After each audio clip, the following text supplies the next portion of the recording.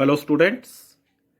आज हम हिस्ट्री का chapter nationalism in India start करेंगे।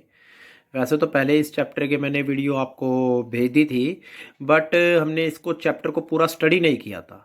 लेकिन अब क्या एग्ज़ाम के अंदर जो केस स्टडी के क्वेश्चंस आएंगे, तो उसके अंदर एक चैप्टर्स के अंदर से कॉम्प्रिहेंशन भी आएंगे। तो हिस्ट्री में से economics and geography and fourth book is civics. तो इसीलिए हमारे लिए इस चैप्टर के अंदर ये चैप्टर को थोरोली स्टडी करना बिल्कुल ज़रूरी हो जाता है, क्योंकि इसके अंदर से कॉम्प्रिहेंशन एग्जाम के अंदर आ सकता है। और उसको हम सोल्व तभी कर पाएंगे जब हमने चैप्टर को पूरा स्टडी किया हो, अच्छे से स्टडी किया हो। तो नेशनलिज्म इन इंडिया, अब भारत में राष्ट्रवाद, इससे पहले हम नेशनलिज्म इन यूरोप कर चुके हैं, तो इंडिया में भारत में राष्ट्रवाद कैसे आया? As you have seen, modern nationalism in Europe came to be associated with the formation of nation states. जैसा आपने देखा, जो यूरोप के अंदर मॉडर्न नेशनलिज्म आया, वो came to be associated with the formation of nation states. वो nation state की फॉर्मेशन से जुड़ा हुआ था। यूरोप के अंदर क्या बने थे? सभी नेशन स्टेट्स बने थे। चाहे जर्मनी है, इटली है, जो या ब्रिटेन है, सबके नेशन स्टेट बाद में बने थे। तो इस कारण उसके अंदर नेशनलिज्म आया। तो नेशनलिज्म जो नेशन स्टेट से जुड़ा हुआ था। It also meant a change in people's understanding. हो, इसका मतलब ये भी था कि लोगों की समझ में, अंडरस्टैंडिंग में बदलाव आया। ऑफ हु दे वर, किसमें कि वो कौन थे, and what defined their identity, और उनकी पहचान को क्या चीज डिफाइन करती थी, एंड सेंस ऑफ बिलोंगिंग, और बिलोंगिंग को क्या चीज डिफाइन करती थी। लोगों की समझ में भी चेंज आया इससे, नेशनलिज्म से। New symbols and icons, new songs and ideas forged new links. नए सिंबल और जो न्यू सॉन्ग्स हैं, new songs, new symbols and icons, new symbols आए, नई आइकन्स आए, जैसे जर्मेनिया एंड उसका एग्जांपल हमने सुना है, देखा था लास्ट उसके अंदर नेशनलिज्म इन यूरोप के अंदर। And new songs and ideas for, नए नए सॉन्ग लिखे गए, नए नए विचार आए। For new links and redefined the boundaries of the communities, और न्यू लिंक्स आए और इसने कंट्रीज की बाउंड्री को कम्युनिटीज की बाउंड्रीज को रीडिफाइन किया। भाई जो कम्युनिटी जी, जो पहले जो अलग अलग स्टेट्स के अंदर बटे हुए थे, तो अपने आप को वो स्टेट का ही नागरिक मानते थे। लेकिन क्या हुआ, जब नेशन स्टेट बने तो अपने आप को पूरा ही, मतलब पूरे कंट्री का वो रेजिडेंट रेजिडेंट मानने लगे। तो कम्युनिटीज की बाउंड्रीज में भी चेंज आए।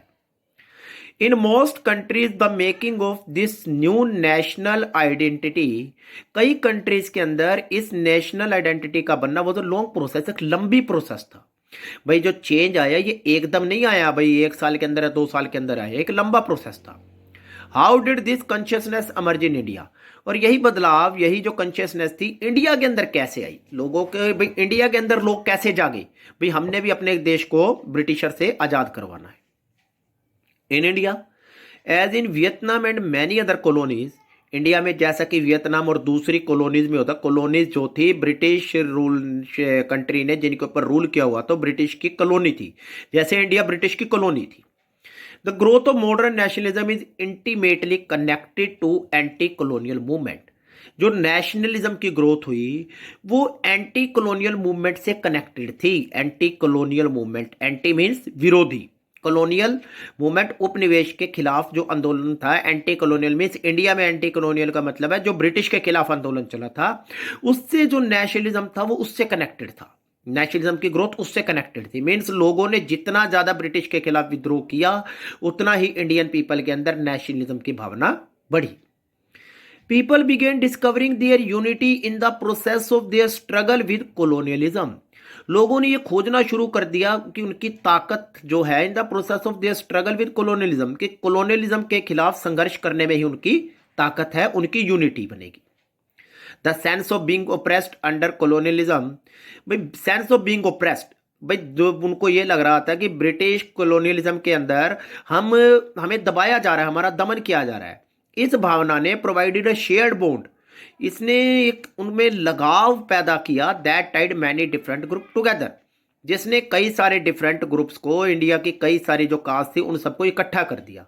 क्योंकि जो ब्रिटिश थे उन्होंने सबके ऊपर अत्याचार किए थे, चाहे वो पेजेंट्स हैं, चाहे वो इंडस्ट्रियलिस्ट हैं, चाहे वो ट्राइबल कम्युनिटी हैं, चाहे वो प्लांटेशन वर्कर हैं, सबके ऊपर उन्होंने अत्याचार करे थे।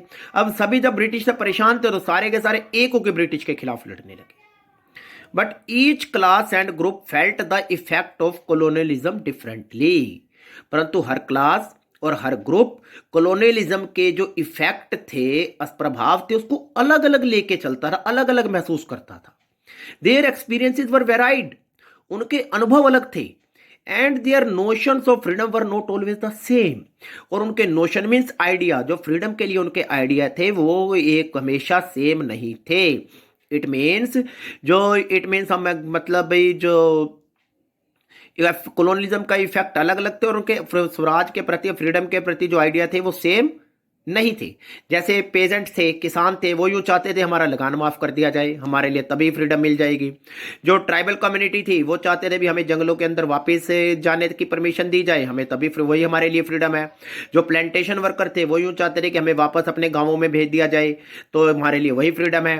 जो बिजनेसमैन थे वो यूं चाहते थे उनका टैक्स माफ कर दिया जाए, उनके लिए वही फ्रीडम है। इस प्रकार डिफरेंट पीपल के डिफरेंट आइडियाज थे फ्रीडम के बारे में। तो क्या हुआ, तो Congress under Mahatma Gandhi try to forge these groups together. Mahatma Gandhi के अंडर जो कांग्रेस थी उन्होंने क्या करा, इन सभी ग्रुप्स को इकट्ठा करने का प्रयास किया विद इन वन मूवमेंट, एक आंदोलन में। भाई उन कांग्रेस को यह लगा भी जब यह आंदोलन इकट्ठा होगा, जब ये सभी इकट्ठे होंगे तो ही ब्रिटिश के खिलाफ सही ढंग से लड़ सकेंगे। But the unity did not emerge without conflict, परंतु उनकी ये एकता बिना विरोध के नहीं हो सकी। मतलब लोगों को एक करना इतना आसान नहीं था, उसके अंदर भी बहुत सारा विरोध था, वो लोगों में बहुत विरोध हुआ। In an earlier text book, पिछली टेक्स्ट बुक में, you have read about the growth of nationalism in India up to the first decade of 20th century.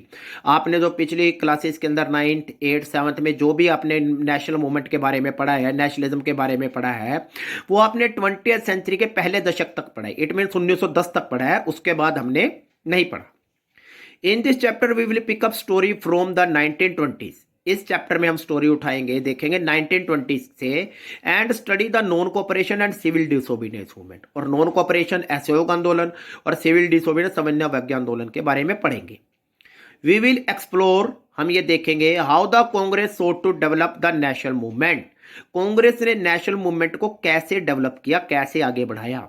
How different social groups participated in the movement, different social groups थे, उन्होंने movement में कैसे participate किया।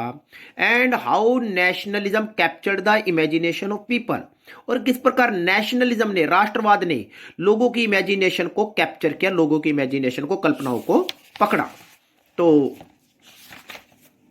ये सब हम इस chapter के अंदर स्टडी करें। अब सबसे पहले है द फर्स्ट वर्ड, खिलाफत एंड नॉन कोऑपरेशन। पहले हम इसमें देखें फर्स्ट वर्ल्ड वॉर, खिलाफत और नॉन कोऑपरेशन के बारे में। फर्स्ट वर्ल्ड वॉर जैसे आपको बताया है कि जर्मनी, फर्स्ट वर्ल्ड वॉर में एक तरफ तो Germany, Austria Hungary and Ottoman empire थे, और दूसरी तरफ Britain, France, Russia, Japan and USA थे। इनमें से कई कंट्रीज के बारे में हम नेशनलिज्म इन यूरोप चैप्टर के अंदर पढ़ भी चुके हैं। तो in the year after 1919 we see the national movement spreading to new areas.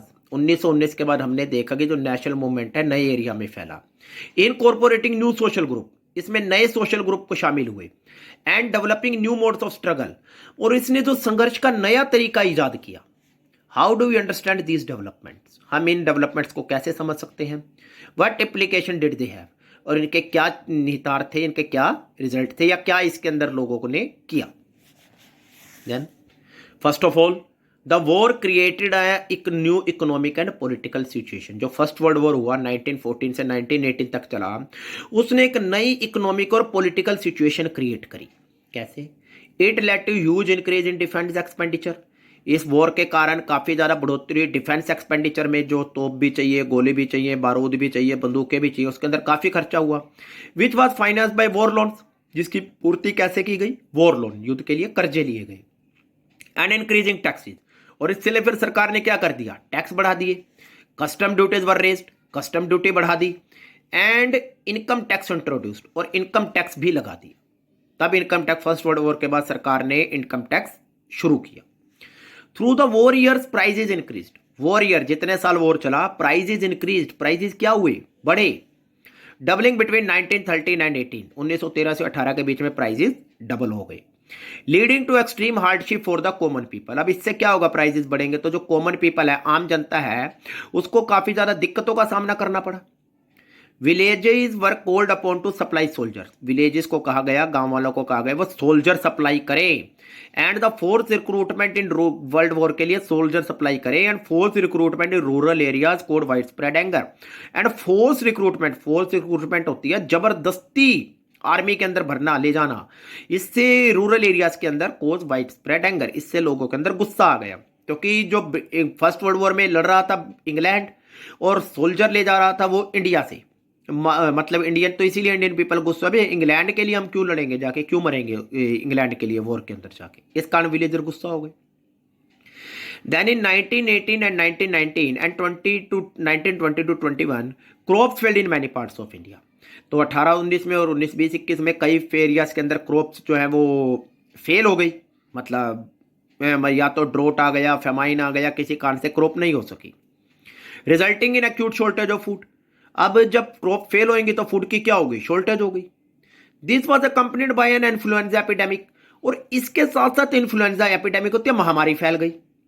According to census of 1921 के सेंसस, जनगणना के अनुसार, सेंसस मीन जनगणना के अनुसार 12 to 13 million people perished as a result of famines and the epidemic. 12 से 13 million लोग, लगभग 120 से 130 लाख के करीब लोग पेरिश्ड, मारे गए as a result of famine, अकाल के कारण, एंड द एपिडेमिक, और महामारी के कारण। तो इतने लाखों लोग मारे गए, तो लोगों के अंदर वास्तव में ब्रिटिश एम्पायर के प्रति गुस्सा होना लाजमी था। People hoped that their hardship would end after the war was over.